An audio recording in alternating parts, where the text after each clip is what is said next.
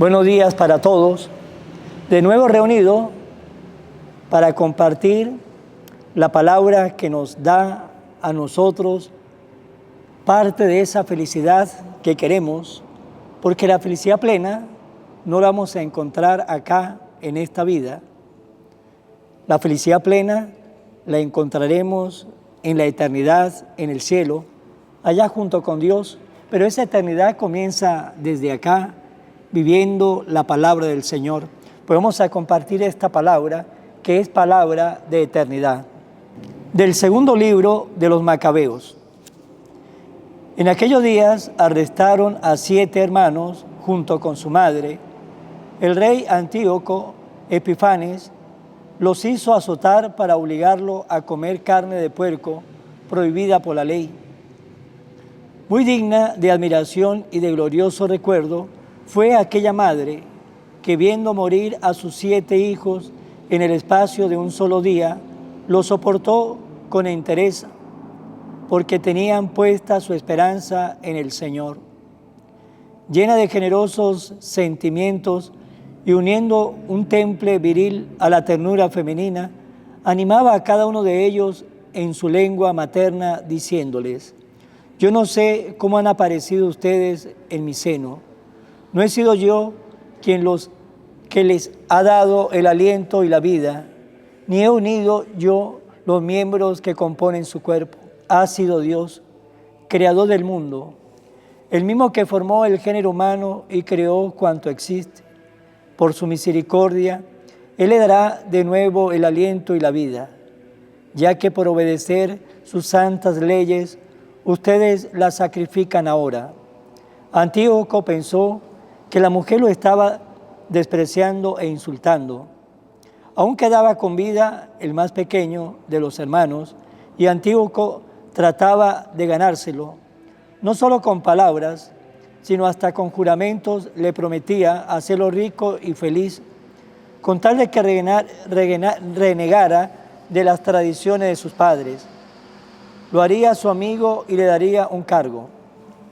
Pero como el muchacho no le hacía el menor caso, el rey mandó llamar a la madre y le pidió que convenciera a su hijo de que aceptara por su propio bien. El rey se lo pidió varias veces y la madre aceptó. Se acercó entonces a su hijo y, burlándose del cruel tirano, le dijo en su lengua materna: hijo mío, ten compasión de mí, que te llevé en mi seno 9 meses, te amamanté 3 años y te he criado y educado hasta la edad que tienes. Te ruego, hijo mío, que mires el cielo y la tierra y te fijes en todo lo que hay en ellos. Así sabrás que Dios lo ha hecho todo de la nada y que en la misma forma ha hecho a los hombres. Así pues, no le tenga miedo al verdugo. Sigue el buen ejemplo de tus hermanos y acepta la muerte, para que, por la misericordia de Dios, te vuelva yo a encontrar con ellos. Cuando la madre terminó de hablar, el muchacho dijo a los verdugos: ¿qué esperan? No voy a obedecer la orden del rey. Yo obedezco los mandamientos de la ley dada a nuestros padres por medio de Moisés. Y tu rey, que eres el causante de tantas desgracias para los hebreos, no escaparás de las manos de Dios. Palabra de Dios. Escóndame, Señor, bajo la sombra de tus alas. Señor, hazme justicia y a mi clamor atiende. Presta oído a mi súplica, pues mis labios no mienten. Escóndeme, Señor, bajo la sombra de tus alas. Mis pies en tus caminos se mantuvieron firmes. No tembló mi pisada. A ti mi voz elevo, pues sé que me respondes. Atiéndeme, Dios mío, y escucha mis palabras. Escóndeme, Señor, bajo la sombra de tus alas. Protégeme, Señor, como a las niñas de tus ojos. Bajo la sombra de tus alas, escóndeme, pues yo, por serte fiel, contemplaré tu rostro, y al despertarme, espero saciarme de tu vista. Escóndeme, Señor, bajo la sombra de tus alas. Lectura del Santo Evangelio según San Lucas. En aquel tiempo, como ya se acercaba Jesús a Jerusalén, y la gente pensaba que el reino de Dios iba a manifestarse de un momento a otro, Él le dijo esta parábola. Había un hombre de la nobleza que se fue a un país lejano para ser nombrado rey y volver como tal. Antes de irse mandó llamar a 10 empleados suyos. Les entregó una moneda de mucho valor a cada uno y le dijo, inviertan este dinero mientras regreso. Pero sus compatriotas lo aborrecían y enviaron detrás de él a unos delegados que dijeran, no queremos que este sea nuestro rey. Pero fue nombrado rey y cuando regresó a su país, mandó llamar a los empleados, a quienes había entregado el dinero para saber cuánto había ganado cada uno. Se presentó el primero y le dijo, Señor, tu moneda ha producido otras 10 monedas. Él le contestó, muy bien, era un buen empleado, puesto que ha sido fiel en una cosa pequeña, será gobernador de 10 ciudades. Se presentó el segundo y le dijo, Señor, tu moneda ha producido otras 5 monedas. Y el Señor le respondió, tú serás gobernador de 5 ciudades. Se presentó el tercero y le dijo, Señor, aquí está tu moneda. La he tenido guardada en un pañuelo, pues tuve miedo porque eres un hombre exigente, que reclama lo que no ha invertido y cosecha lo que no ha sembrado. El Señor le contestó, eres un mal empleado, por tu propia boca te condeno. Tú sabías que yo soy un hombre exigente, que reclamo lo que no he invertido y cosecho lo que no he sembrado. ¿Por qué, pues, no pusiste mi dinero en el banco para que yo al volver lo hubiera recobrado con intereses? Después le dijo a los presentes, quítele a este la moneda y dénsela al que tiene 10. Le respondieron, Señor, ya tiene 10 monedas. Él le dijo, les aseguro que a todo el que tenga se le dará con abundancia, y el que no tenga, aun lo que tiene se le quitará. En cuanto a mis enemigos, que no querían tenerme como rey, tráigelos aquí y mátenlo en mi presencia. Dicho esto, Jesús prosiguió su camino hacia Jerusalén al frente de sus discípulos. Palabra del Señor. Gloria a ti, Señor Jesús. Jesús, en el día de hoy, en el Evangelio, nos dice una parábola. ¿Y por qué motivo el Señor dijo la parábola? Porque la gente pensaba que el reino de Dios iba a manifestarse de un momento a otro, pensando que ya el reino de Dios estaba cerca. Y el Señor le dice esta parábola para que nosotros entendamos lo referente al reino de Dios. Veamos cuáles son primero los personajes que aparecen en esta parábola. Nos habla de un hombre de la nobleza que fue a un país lejano para ser nombrado rey. Luego nos dice que antes de salir a ese país lejano, llamó a 10 empleados suyos, que serían los otros personajes que van a aparecer en la parábola, el hombre de la nobleza, los 10 empleados, y también el grupo de compatriotas que no lo quería tener como rey.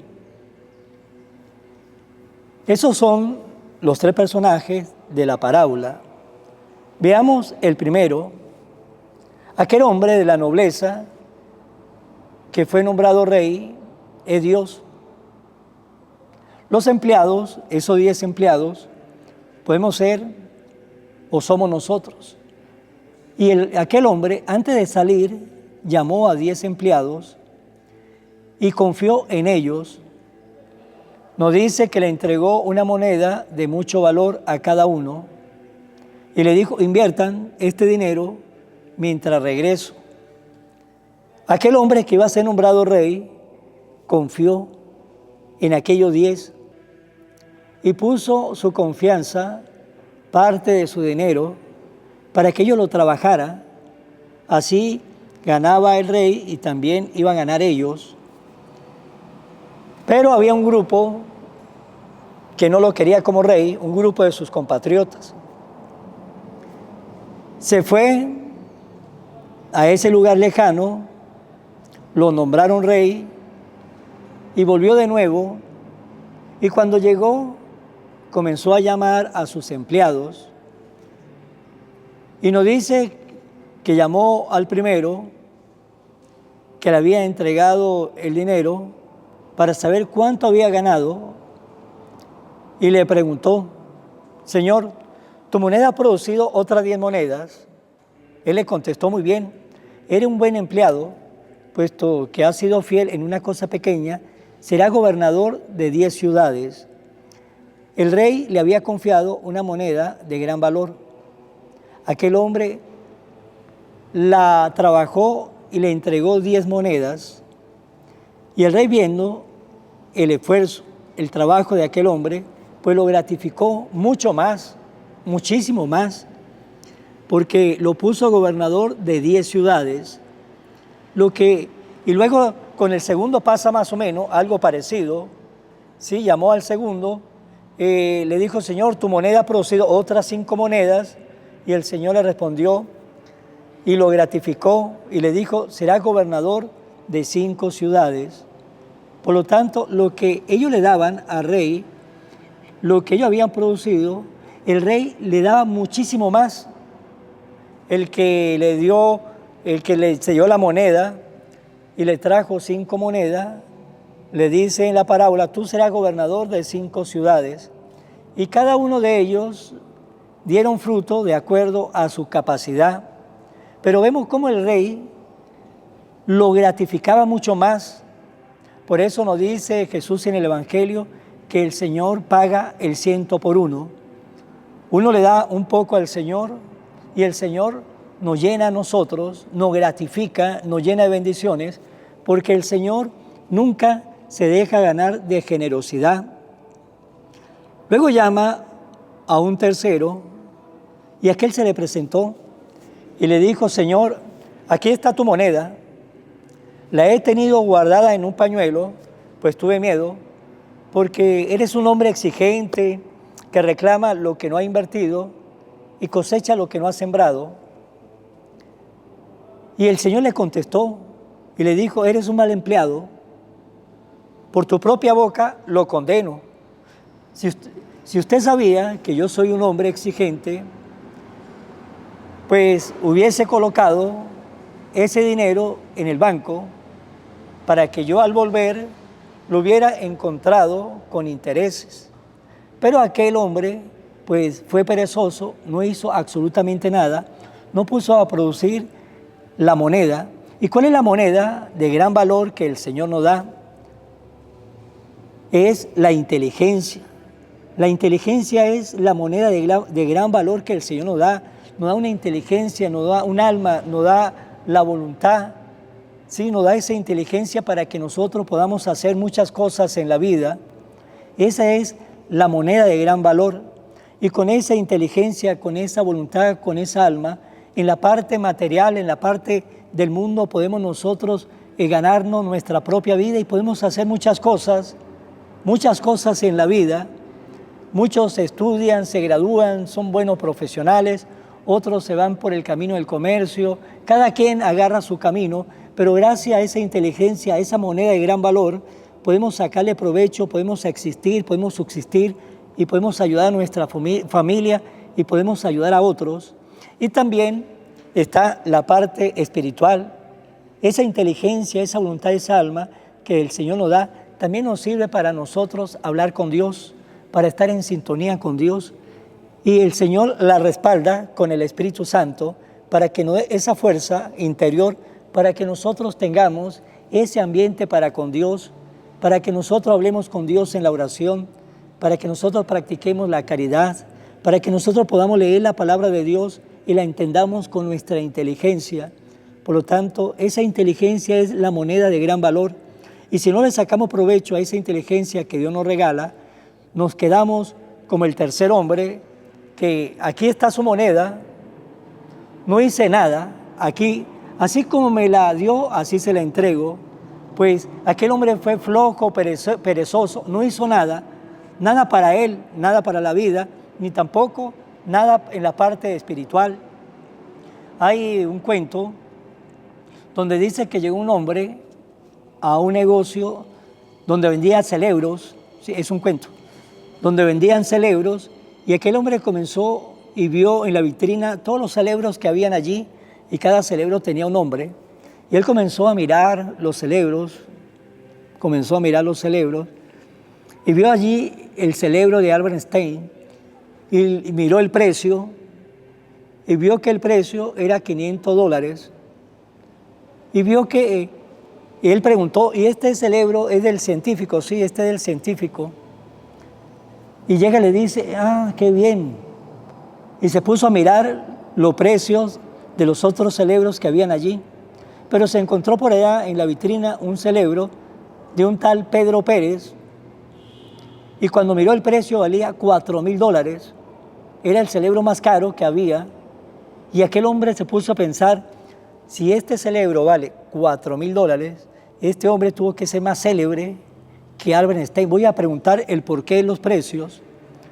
Y fue a donde está el dueño y le dijo una pregunta,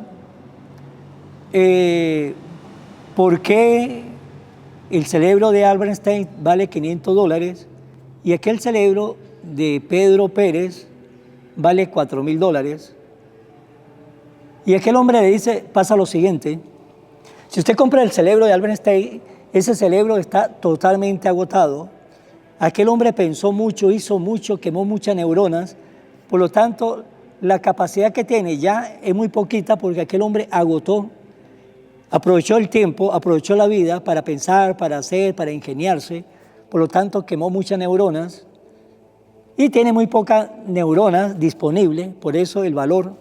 Pero aquel Pedro Pérez, ese hombre no hizo absolutamente nada en la vida, ni pensó, ni hizo nada. Es un celebro que está nuevo de paquete. A ese celebro le puede sacar usted todo el mayor provecho que quiera, porque aquel hombre ni pensó, ni trabajó, ni buscó a Dios, quedó el celebro totalmente intacto. Tiene toda la neurona disponible, por eso es el precio. Pues bien, que nosotros no quedemos como Pedro Pérez en la vida, con un celebro donde no quemamos neuronas, donde no nos preocupamos por hacer, trabajar, edificar, ni tampoco buscamos a Dios.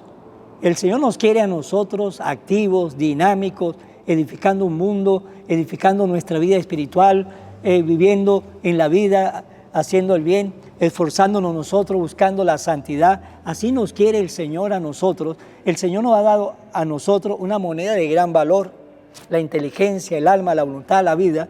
Ahora saquémosle provecho a esa voluntad, saquémosle provecho a esa inteligencia y con nuestra inteligencia, con nuestro esfuerzo, pues luchemos para que un día alcancemos también el cielo.